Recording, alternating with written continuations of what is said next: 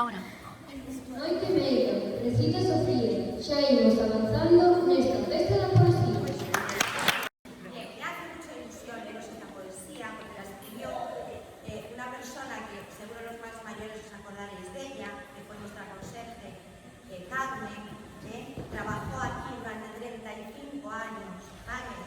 Con vosotros, cuidándoos, queriéndoos, y escribe, ¿no? Escribe poesía, ¿vale? De hecho empezó a escribir cuando empezó en el colegio, ¿vale? Ya solo estudió hasta los 10 años, pero aprendió a leer, y a través de la lectura fue como aprendió a escribir, ¿vale? Entonces me dice que os diga que es muy importante leer para luego poder traducir lo que llevamos aquí al papel, ¿vale?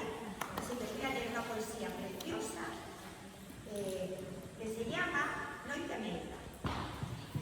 Sentada o pelo cortiño, o fin dun fermoso día desta nova primavera, en tempo de lúa chea. Noite media, soando na bella radio as máis fermosas melodías. Arrolada pola música, pecho os ollos e viaxo nas ás da fantasía. O ceo comeza a brillar, con milleiros de estreliñas, e as ondas do mar alternan, ora pedras, ora area. Toda esta noite baixo este ceo estrelado, doce queixume dos pinos, receios de primavera e espumas da ribeira. É tal o meu asombro ante tanta fermosura que a lúa chóscame os ollos con esa complicidade que usa os namorados.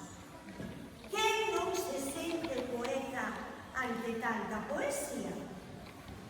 Paseniño vou baixando cara a area da vila, espantando meu pasar as criaturas noitebregas tal seu unha intrusa medida.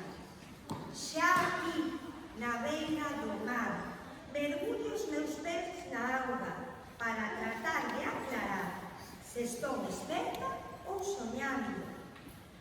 A lúa segue a xogar, facendo arabescos mil no limpo espello do mar. E da magna natureza, en perfecta sintonía, vinos, mar, lúa e estrelas, seguen a tocar as notas do baile da fantasía. Case sen eu decatarme, sorprendeu a claridade deste novo amencer que me volta